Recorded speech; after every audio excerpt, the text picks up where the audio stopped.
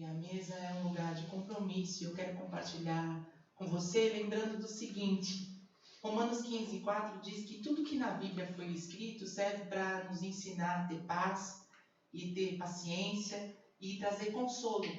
Então eu espero que essa palavra, assim como trouxe paz e consolo ao meu coração, entendimento, possa trazer isso para você também. E eu acho que a palavra compromisso é bem clara para nós, né? É uma palavra que faz parte do nosso cotidiano. Nós todos temos compromissos todo tempo, né? O dia todo, muitos tipos de compromissos, né?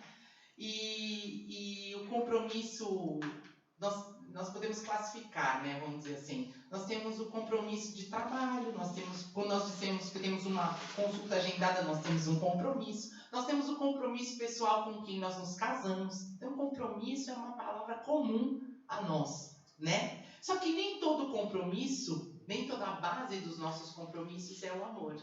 Eu posso ter um compromisso de trabalho e detestar o meu trabalho profundamente, mas eu tenho esse compromisso porque eu também tenho o compromisso de pagar minhas contas, então eu preciso do trabalho.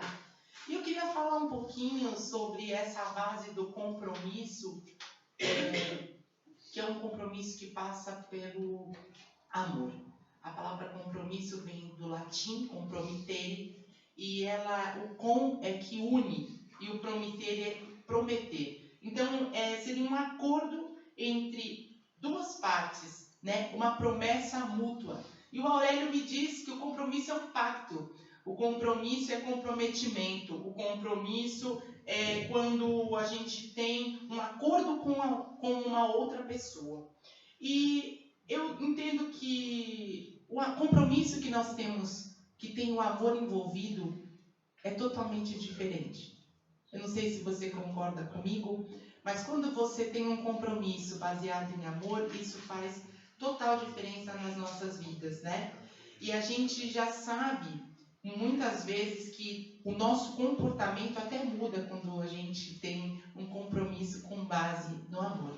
E pensando nisso, tem uma história que eu amo muito e que eu entendo que a base dessa história é esse compromisso de amor. E eu queria que você abrisse comigo 2 Samuel, no capítulo 9. E eu quero ler com você esse texto, que conta a história do rei Davi, que já era rei, e ele trata a Mefibosete com bondade, é assim que na NVT diz. Certo dia Davi perguntou: resta alguém da família de Saul a quem eu possa mostrar bondade por causa de Jonatas? Havia um servo da família de Saul, cujo nome era Ziba, e trouxeram a Davi. Você é Ziba? Perguntou o rei. Sim, seu servo, meu senhor, respondeu Ziba. Então o rei lhe perguntou: resta alguém da família de Saul? Se resta, gostaria de mostrar bondade de Deus para com ele. Um dos filhos de Jonatas ainda está vivo, respondeu Ziba. Ele é aleijado dos 2 pés. Onde ele está? Perguntou o rei. Ziba respondeu: em Lodebar, na casa de Maquir, filho de Amiel. Então Davi mandou buscá-lo na casa de Maquir. Seu nome era Mefibosete, filho de Jonatas, filho de Saul. Quando compareceu diante de Davi, curvou-se com o rosto no chão. Davi disse: saudações, Mefibosete. Mefibosete respondeu: aqui está o seu servo, meu senhor. Não tenha medo, disse Davi. Quero mostrar bondade a você por causa de Jonatas, seu pai. Vou lhe dar todas as terras que pertenceram ao seu avô Saul, e você comerá sempre aqui comigo à mesa do rei. Mefibosete se prostrou e disse: quem é seu servo para que o Senhor mostre bondade? Alguém como eu, que não vale mais que um cão morto? Então o rei mandou chamar a Ziba, servo de Saul, e disse: dei ao neto do seu senhor tudo o que pertencia a Saul e sua família. Você, seus filhos e servos, cultivarão a terra para ele, a fim de produzir alimento para a casa do seu senhor. Mefibosete, neto de seu senhor, comerá sempre à minha mesa. Ziba tinha 15 filhos e 20 servos. Sou seu servo, respondeu Ziba. Farei tudo o que o senhor, o rei, mandou. E daquele momento em diante, Mefibosete passou a comer à mesa de Davi como se fosse um dos seus filhos. Mefibosete tinha um filho ainda jovem chamado Mica. Daquele momento em diante, todos os membros da casa de Ziba se tornaram servos de Mefibosete. E Mefibosete, que era aleijado dos 2 pés, morava em Jerusalém e comia sempre à mesa do rei. Quem é Mefibosete? Mefibosete é o filho do melhor amigo de Davi, Jonatas. E quem era Jonatas? Jonatas era o filho mais velho do rei Saul. Ele era um grande guerreiro. Ele era um cara super, super importante. E ele era o herdeiro ao trono do rei Saul. E foi interessante que esse texto, quando ele diz assim, que Davi vai usar de bondade, na verdade, o original, que é a palavra Chelsea, ela significa lealdade, fidelidade. Ele vai colocar em prática uma aliança que ele estabeleceu. Ele está usando de bondade toda vez que Ziba e Mefibosete falam para ele assim, eu sou seu servo, foi porque quando Ziba foi buscar Mefibosete, ele era neto de Saul. E Saul perseguiu Davi. Saul queria matar a Davi. Então ele falou, esse homem vai me pegar e vai me matar. Eu sou neto de Saul. E ele era aleijado porque ele caiu quando ele era uma criança. E ele era filho de Jonas. E a história que se desenvolve a partir de Davi e Jonatas, para mim é um relato mais lindo que tem na Escritura sobre a amizade de alguém. Eu considero que o compromisso dos dois foi uma coisa que trouxe benevolência, trouxe bondade à vida de Mefibosete. E eles se conheceram depois de uma batalha, quando Davi venceu os filisteus e Saul queria saber quem era aquele homem, filho de quem? Falou filho de Jessé. E naquele momento, Jonatas conheceu Davi. E quando Jonatas percebeu que havia algo sobre a vida de Davi, que era para além daquilo que estava, como seu pai já tinha sido rejeitado, ele compartilhou com Davi, ele deu a sua capa, ele deu a sua espada, ele deu o seu arco, ele deu a sua flecha, ele deu o manto, ele deu a armadura. E essa figura dele estar dando coisas pessoais já era um reconhecimento que ele via sobre Davi, e assim eles se tornaram grandes amigos. Eles lançavam flecha juntos, sabe aquela camaradagem assim, vamos jogar um futebol juntos? Então vamos até a praia juntos? Vamos fazer isso aqui juntos? Eles tinham essa relação de compartilhar, de vivenciar a vida um com o outro. Irmãos, nós vivemos uma sociedade que pouco se sabe sobre a amizade. Eu entendo dessa maneira. A palavra amigo, ela vem do latim. E alguns dizem que ela tem como base o grego, que vem de amore, vem amore, amigo, e aí depois você, pelo grego, você põe a palavra a na frente e ego, sem ego. Então a gente vê essa relação sem ego em Jonatas com Davi. Ele era o sucessor ao trono, mas ele percebia que Davi tinha algo de Deus sobre a vida dele. Ele abriu mão de tudo que era dele e passou a partilhar a vida com esse seu amigo. E eles tinham uma afinidade tão grande, tão bonita de ver. E foi interessante que eu estava olhando e lendo novamente. Durante muitos anos eu dei a vida de Davi quando eu dava aula no colégio presbiteriano. Mas existiam alguns textos que me chamam a atenção. E eu quero ler com você o capítulo 18, o versículo 3. Diz assim, Jonatas assumiu um compromisso solene com Davi, pois o amava como a si mesmo. Para selar essa aliança, Jonatas tirou, foi o que eu falei, o manto e entregou a Davi junto com a sua armadura, sua espada, seu arco, seu cinturão. E o que aconteceu? Davi, ele foi morar no palácio, ele se tornou comandante dos exércitos. Saul ficou com muita inveja dele, porque o povo começou a aclamá-lo e intentou matá-lo. E Davi percebeu que a coisa estava ruim para o lado dele e chegou para o seu amigo e disse assim, olha, teu pai quer me matar.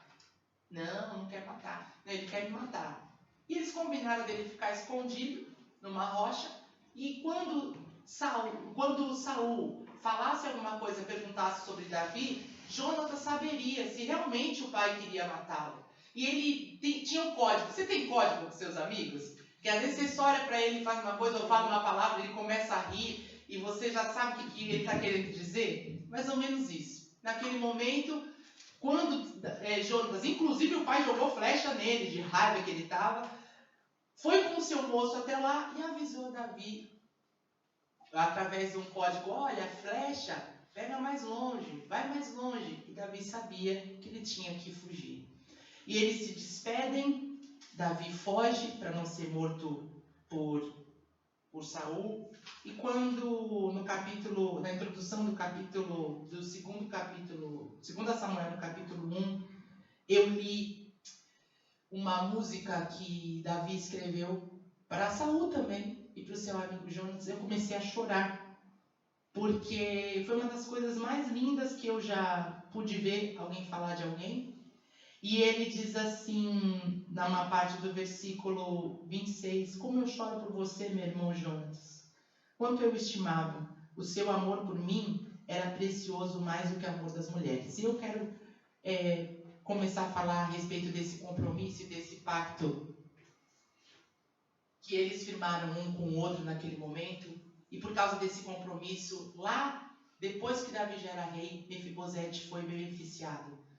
A gente hoje não entende muito bem sobre a amizade. A gente não sabe o que é se comprometer com alguém verdadeiramente. E entender que esse compromisso é um compromisso para o bem. Quando eu estava vendo sobre esse assunto, Aristóteles ele escreveu sobre a filia, que é a amizade também. Ele escreve sobre ética nicômico, que é o filho dele. Ele escreve uma parte sobre isso. E quando ele fala sobre isso, ele fala que existem 3 tipos de amizade. Existe a amizade que é útil, existe a amizade que é agradável e existe a amizade que é perfeita. E eu vou fazer um panorama só para você entender por que esse compromisso de Davi alcançou o Mefibosete. Porque a amizade dele e Jonatas era uma amizade perfeita. Amizade útil, todo mundo sabe o que é. Acho que todo mundo na vida já teve um amigo utilitário. Que ele era teu amigo porque ele se beneficiava de alguma coisa que você podia fazer por ele. Ele era teu amigo porque você favorecia ele em muitas coisas. Então ele era teu amigo.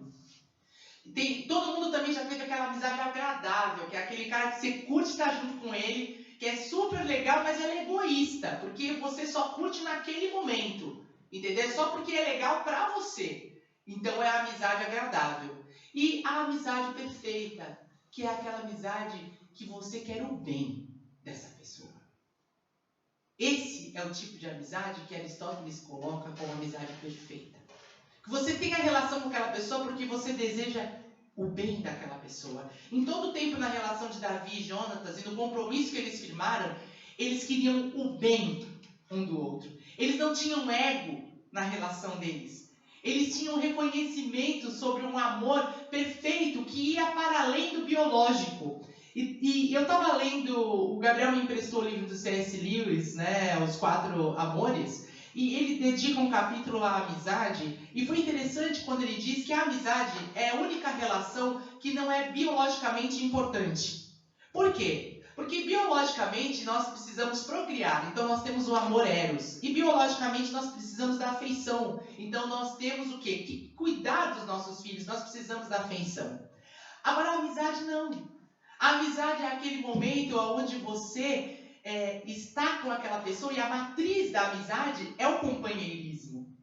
Às vezes você tem um companheiro, um parceiro de fazer muitas coisas com ele, mas ele não é o teu amigo de alma. Ele não é aquele que você está caminhando, que ele olha nos teus olhos e sabe o que está acontecendo com você. Que ele desvenda o seu coração porque ele tem com você uma relação profunda de entendimento e de bem. Em algum momento, eu acredito que o compromisso que nós temos passa por esse amor e por esse entendimento do que é uma verdadeira amizade, do que é uma verdadeira relação, que sai do útil, que sai do agradável e passa a ser perfeita, porque ela deseja o bem. A mesa é um lugar de compromisso, porque Deus tem para nós uma relação onde nós desejamos o bem uns dos outros. Onde nós temos uma profundidade naquilo que nós vivemos, onde nós entendemos que nós estamos aqui para servir. Eu não sei se todo momento vocês percebem, quando o Mefibosete fala, eu sou seu servo, Quando Ziba fala, eu sou seu servo, eles estão dizendo assim, ó, eu não tenho mais nada relacionado à casa de Saul. Eu sou teu servo, tamo junto. Tamo junto. E essa relação não só traz uma qualidade de vida diferente para Mefibosete, esse compromisso, esse pacto que eles firmaram baseado no amor que eles tinham um para o outro, como traz também para toda a família de Mefibosete, como para os seus servos. Então, o amor é um negócio impressionante. O compromisso de amor é algo incrível. Por que eu estou falando isso? Eu vou dar um spoiler, tá bom? Assim, eu não sei se algum de vocês está vendo uma série chamada Sweet Tooth, que são os menininhos híbridos. Eu não sei que parte vocês estão, mas eu ouvi o grandão, não vou falar, quem quiser ver essa. Quando ele viu o filho dele, ele teve uma reação muito ruim. Ele saiu correndo e ele entrou no elevador e ele estava mal, ele teve uma reação muito ruim. E o médico entrou com ele no elevador, não vou dar muitos detalhes, porque assim você vê, não perde. E ele estava respirando, fugindo da situação, e o médico diz assim, você vai ficar surpreso do que é capaz de fazer por alguém que você ama. Eu vou repetir. Você vai ficar surpreso do que é capaz de fazer por alguém que você ama. Mefibosete era aleijado. Provavelmente a vida dele era extremamente difícil. Provavelmente se curvar diante de Davi foi extremamente difícil para ele naquele momento. Mas, apesar de Saul ter sido um perseguidor de Davi, Davi também chorou a morte dele. Davi chorou a morte do seu amigo. E Davi cumpriu a promessa que fez ao seu amigo. A gente não vê muito hoje as pessoas cumprindo compromissos, né? As promessas hoje não são tão profundas. Os casamentos acabam muito facilmente, porque você se compromete diante de Deus e diante dos homens, mas aí levar isso adiante é meio complicado, muitas vezes. E se o amor não for algo que você entenda, que você não imagina o que é capaz de fazer, através desse amor, tudo fica mais complicado. E eu queria entrar em 3 pontos onde eu entendo que nós devemos e precisamos ter compromisso. E o primeiro compromisso que nós temos que ter é com Deus. A partir dessa história de Mefibosete, nós somos os aleijados. Nós somos aquele cujo rei nos chamou para comer da sua mesa. Nós somos aqueles que não foi visto as nossas deficiências, mas foi dado para nós participar todos os dias desse banquete ofertado pelo rei. E esse compromisso foi baseado no amor. Ele nos amou quando nós éramos ainda pecadores. Ele se deu, ele se entregou. E no texto, Davi fala assim, que chamou, olha a diferença, Davi foi chamado por Saul para servi-lo. Ele foi morar no palácio para servi-lo. Davi chamou a Mefibosete para servir a Mefibosete, não para ser servido por ele. E nós voltamos ao que o Gabriel falou um pouco na semana passada, sobre a mesa ser um lugar de serviço. Quando nós entendemos o compromisso, quando nós entendemos que a base dele deve ser o amor, quando nós entendemos que nós somos aqueles que fomos beneficiados, assim como Mefibosete foi beneficiado por Davi, nós também nos comprometemos com Deus. E Mônica Christi diz o seguinte, o justo, nós somos justificados pela fé. Nós fomos aqueles que fomos alcançados por causa desse amor, por causa desse compromisso de amor.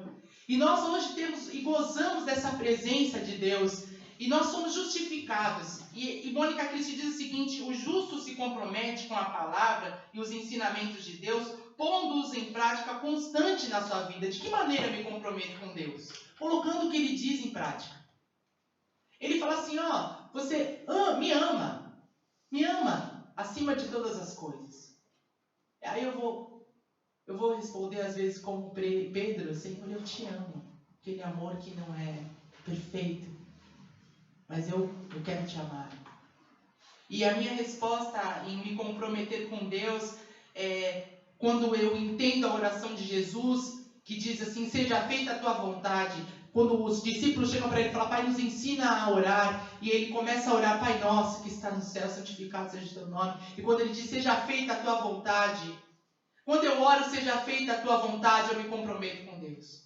Quando eu falo, Senhor, eu quero te amar, eu te amo, eu me comprometo com Deus. Quando eu passo do entendimento que eu tenho apenas teórico para a prática da Escritura, eu me comprometo com Deus. Quando eu entendo que é uma história, que é uma historinha que o pastor César até contou no Stories essa semana passada, ele colocou assim, o que é amizade? E eu já estava com isso no meu coração, eu coloquei compromisso. E aí ele deu o exemplo do café da manhã americano, mas para nós, virada paulista.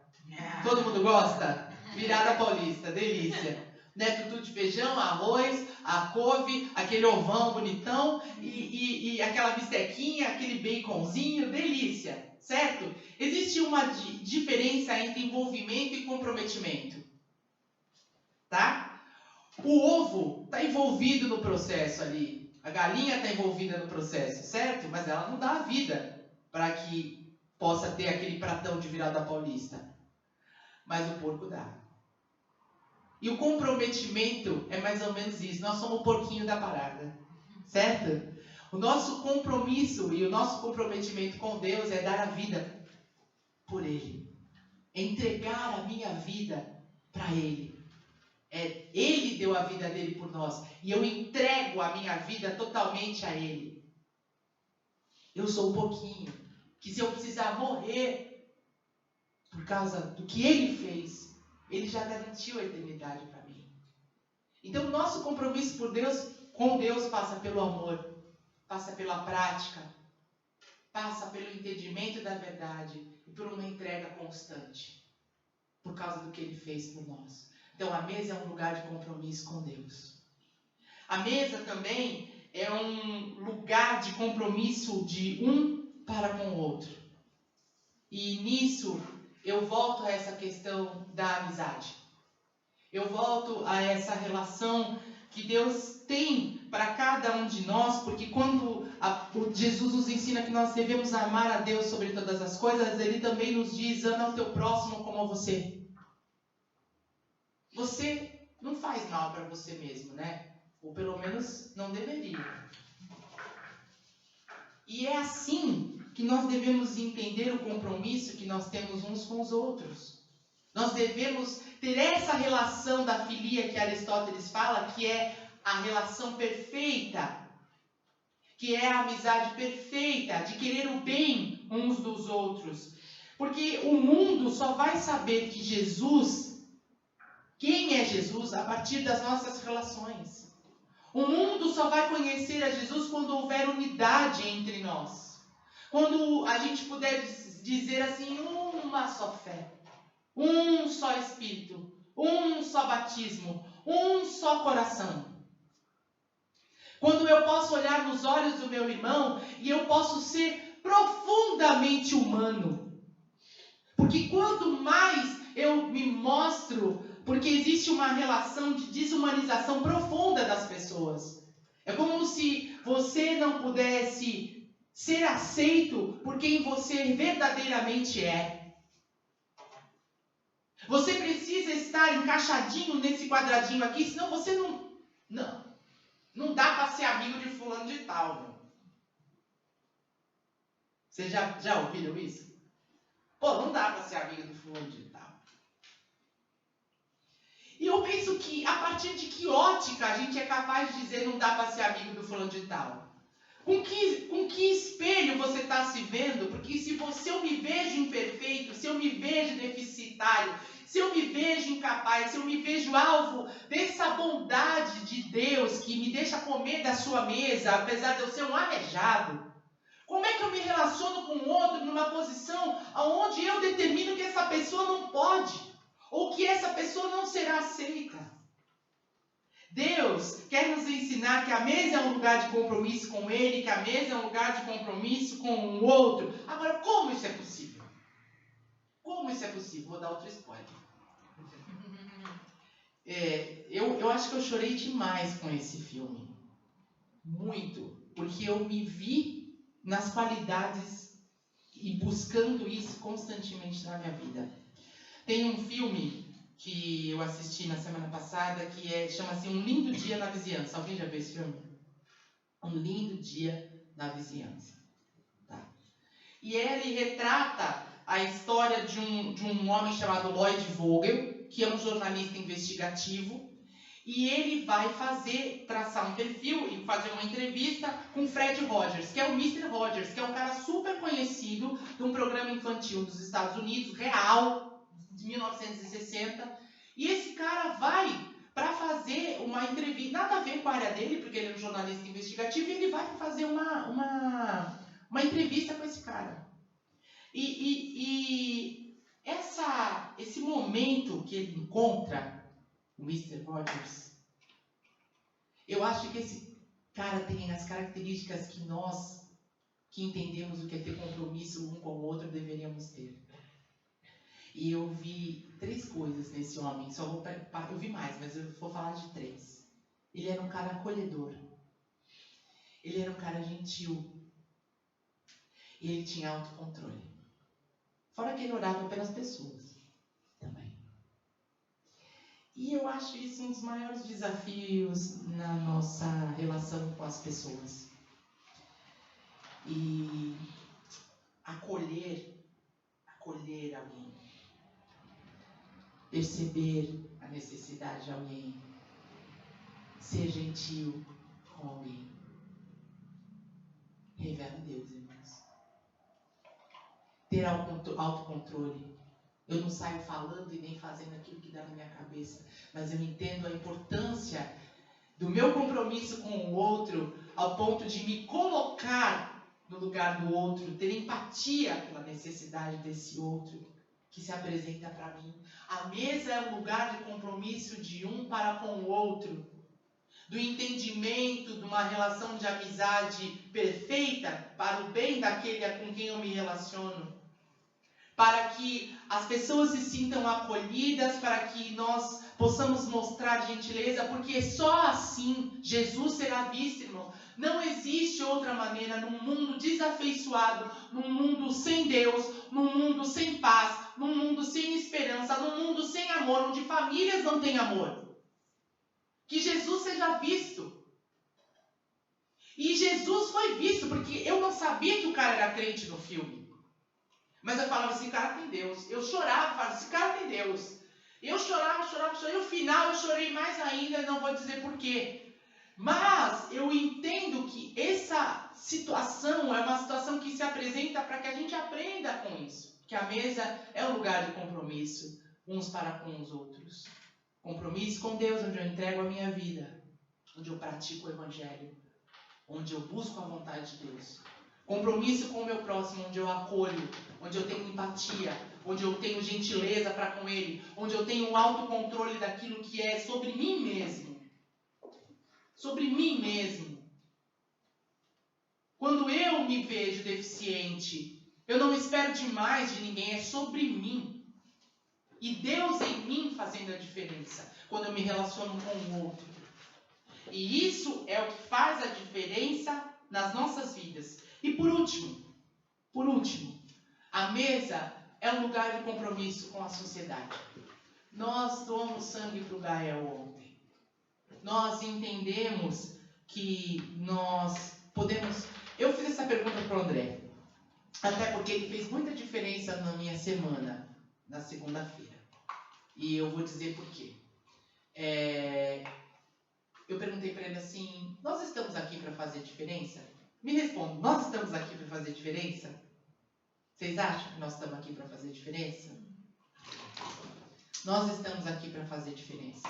Quando a gente fala isso, a gente pensa em grandes coisas, mas existem pequenas diferenças que mudam o dia, que mudam a história, que mudam as circunstâncias das pessoas. E eu louvo a Deus por nós, irmãos, porque de alguma maneira, desde que nós nos propusemos a caminhar juntos, nós temos feito pequenas diferenças, amém? Nós temos feito.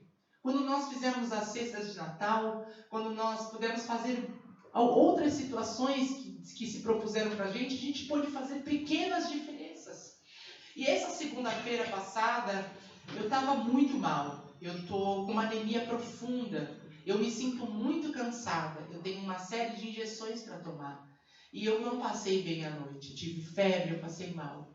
E de manhã, eu sou muito calada, assim, de manhã especificamente. Eu não sou quieta. E eu entrei no boxe e eu estava chorando baixinho no boxe. Estava muito cansada. Parecia que o meu dia não ia dar conta, sabe? Assim, eu estava muito cansada. E o André sempre tem uma reunião de manhã. E ele foi no banheiro e falou: o que você tem? Você está com dor? Você tá bem? Eu falei: eu estou muito cansada. Como pode, né? Eu levantei muito cansada. Eu estava chorando de cansaço. E ele virou e falou assim: o que eu posso fazer? Eu posso te ajudar em alguma coisa? E eu falei assim: pode. O que você quer que eu faça? Essa consciência sobre o outro é bem importante. Ele tem um compromisso comigo de amor?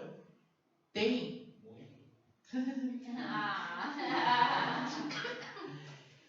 Mas o compromisso dele também passou para esse compromisso onde eu passo a pensar no bem-estar biopsicossocial de uma pessoa. Eu entendo que eu tenho que fazer diferença. Eu entendo que quando eu ouço uma mulher vítima de violência, quando ela está sofrendo e ela encontra em mim um ouvido capaz de ouvi-la e acolhê-la, porque eu sei a dor que ela está passando, eu entendo o meu lugar de fazer diferença. Quando eu coloco o meu trabalho à disposição de fazer algo para fazer diferença na vida de alguém, eu estou fazendo diferença. Quando eu entendo a demanda, e nós vivemos um momento agora de pandemia extremamente cheio de demandas para nós. A mesa é um lugar de compromisso social. É um lugar onde eu me importo com a sociedade onde eu estou. A palavra de Deus diz que um homem bom cuida dos seus animais, e graças a Deus a gente acredita no Evangelho, porque se eu acreditasse em reencarnação, eu queria ser cachorro do Gabriel. Vamos, né? Porque o que acontece é isso, nós precisamos nos importar com as demandas que a sociedade nos aponta, com uma criança que precisa de sangue, com uma família que precisa de alimento, com alguém da nossa família que está precisando de ajuda em determinado momento. Deus nos chama para ter compromisso com Ele, porque o amamos, amamos ao próximo e entendemos a necessidade de uma sociedade que carece. A pandemia fez muitos estragos. E assim, eu estava falando com o meu irmão na segunda-feira mesmo à noite, e eu quero encerrar falando sobre isso. Nós precisamos entender que nós fazemos a diferença. Nós precisamos entender a nossa responsabilidade e compromisso diante dessas coisas. Porque existem momentos que nós somos a resposta. Existem momentos que nós somos o braço de Deus. Existem momentos que nós somos aqueles que vão realmente mudar a história de alguém. E o nosso olhar precisa estar atento a isso. Seja para ouvir. Ninguém quer ouvir ninguém não, gente. Ninguém quer ouvir não. Ninguém quer dar o tempo para ouvir. Ouvir. E ouvir, existem inúmeras formas de ouvir. É realmente estar atento ao que está não só sendo falado, mas o que está behind the scenes, o que está por trás das cortinas daquela aula. A perceber que alguém pode estar precisando de algo. Então, muita gente precisou de alimento, muita gente precisou de recurso financeiro, muita gente precisou de conversar, muita gente teve crise conjugal, teve esgotamento nervoso, teve depressão, teve inúmeras situações. E se nós entendemos o que o nosso compromisso é o compromisso também com a sociedade, nós somos aqueles que vão responder a isso. Nós somos aqueles a quem Deus vai usar para fazer a diferença.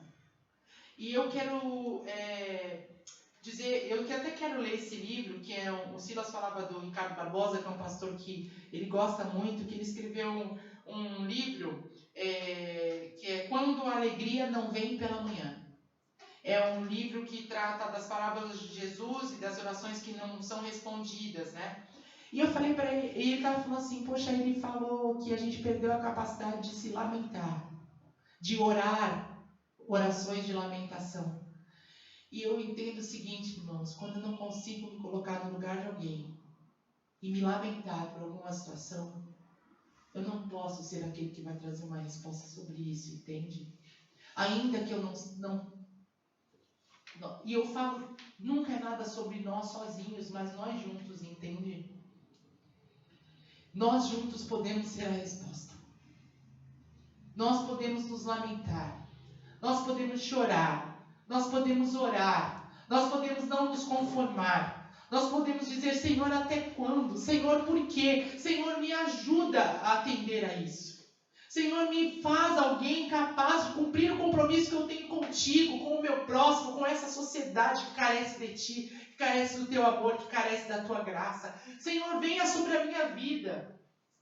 E é sobre isso que eu gostaria que a gente entendesse quando nós nos tratarmos, quando nós nos olharmos, quando nós tivermos uma demanda diante de nós, que a mesa é um lugar de compromisso, um compromisso de amor, um compromisso com base no amor de Deus, um compromisso que é com Deus, na minha prática, não é só aqui, é amanhã. Amanhã é dia de adoração, amanhã é dia de oração, amanhã é dia de vida com Deus, amanhã é dia de amar o meu próximo, amanhã é dia de entender as demandas que a sociedade me impõe, porque eu tenho compromisso. E isso é o que vai fazer diferença. É só assim que o mundo vai conhecer a Deus. E eu entendo da seguinte maneira: Deus tem nos ensinado e nós temos sido renovados para servir e assumir o compromisso de fazer diferença em amor onde Deus nos colocar. Seja na sua casa com a sua esposa, com o seu marido, seja com os seus filhos, seja com os seus amigos, seja com uma necessidade, seja nesse momento de adoração, prestando o seu serviço ao Senhor, lavando os pés uns dos outros, se colocando como alguém que pode servir ao irmão. Então aí nós estamos começando a entender o que é compromisso. E eu entendo que a mesa, esse é o lugar de compromisso. E tem uma frase muito legal, que o mais importante que a chegada é a jornada e quem acompanha a gente pelo caminho. Então, nós estamos no mesmo caminho. Nós estamos nessa jornada juntos. Amém. E isso que é importante. O que é importante na mesa é quem está correndo junto. Né? Veja quem corre do seu lado, quem te quer bem. Essa é a coisa mais pura da região. E então eu queria orar para que Deus nos ajudasse, na sua infinita bondade e misericórdia, a entender esse compromisso com Ele, com os outros e com a nossa sociedade. A entender e a ter o nosso coração sensível para que a vontade dele se cumpra em nós. E assim, eu me coloco sempre, essa palavra tocou muito meu coração, eu quero encerrar falando isso, porque a amizade, e eu volto para essa questão do compromisso, ela é uma coisa, Dante diz o seguinte: a amizade não é uma coisa meio exclusiva, assim? Quando você chega para alguém e fala assim, aqui é meu amigo, parece que todos os outros não são, né? Você já percebeu isso? Você aqui é meu amigo, aí o outro, o resto está fora. A, B, você está fora. Mas Dante coloca de uma maneira linda, e eu quero fechar com isso. A amizade é um lugar que pode ter A, B, C, D. E quanto mais chega, você fala, opa, mais um para amar. E aí, eu até estava falando isso para o André. O que é A, B, C, D? Eu não sei se vocês já perderam algum amigo, ou se algum amigo foi para outra cidade, ou... Aliás, eu gostaria que a gente avaliasse até as nossas relações depois disso. Eu tive uma pequena avaliação sobre. Se você perde um amigo, por exemplo, A, B, C, o A morreu. Você não perdeu o A. Você não perdeu só o A. Você perdeu as expressões que o B e o C tinham quando o A fazia alguma coisa. A gente perde em nós mesmos, a gente perde nos outros companheiros quando alguém se vai. A gente precisa valorizar as relações. A gente precisa valorizar a relação com Deus. A gente precisa valorizar os compromissos, porque às vezes você acha que você tem compromisso com alguém, você tem, mas aquela pessoa não tem com você. Mas que não seja você. Que você seja a pessoa que vai até o final. Porque quando você percebe, você tem muito a receber por parte daqueles com quem você convive. Deus coloca a gente perto de nós para que a gente veja a Deus naquela pessoa, na nossa vida. E a relação é preciosa quando você compreende que você está ali para ter um compromisso de amor com Deus, com o outro, com bases no bem e não na utilidade e nem naquilo que é agradável para você, porque o que é agradável para você é uma forma egoísta de se relacionar, certo? E você entender que porque você tem esse amor, você pode cumprir a demanda de Deus. Que a gente possa enxergar isso na nossa vida. Que Deus nos dê pessoas comprometidas para caminhar conosco, porque a jornada, quem caminha junto é o que vale, né? Então, que você possa cantar que nem diz o samba, quero chorar o teu choro, quero sorrir teu sorriso, valeu por você existir, amigo. Entendeu? É isso. E que Deus nos ajude a compreender que a mesa é um lugar de compromisso. Então eu venho, porque o Mateus está aqui, a Nicole está aqui, o Gabriel está aqui, a Thaís está aqui. Meu compromisso de amor com eles me faz querer estar aqui. Eu venho porque eu entendo o serviço. Então eu sei que aos pés do Senhor, que é aquele que me deu todas as coisas, meu compromisso com Ele me faz servir a Deus e aos irmãos. E eu também tenho um compromisso social. Vamos orar, irmãos? Pai, muito obrigada. Eu te louvo porque o Senhor falou muito para mim mesmo, no meu coração. E eu peço que o Senhor transforme, Senhor, a minha vida e que o Senhor possa usar desse entendimento sobre o nosso compromisso, trazer renovação, nos entender sobre o serviço, nos fazer compreender sobre o serviço. Nos abençoa a todos, Pai. Que a gente possa acolher, que a gente possa ser gentil, que a gente possa ser leal, que nós possamos ter esse coração de ir aonde o Senhor nos aponta na nossa sociedade. Nós queremos te honrar, nós queremos firmar nessa manhã, através do nosso coração, compromisso contigo, com os outros e com a sociedade. Nos abençoa a todos, em nome do teu Filho Jesus e para a tua glória. Amém. Deus abençoe, irmãos.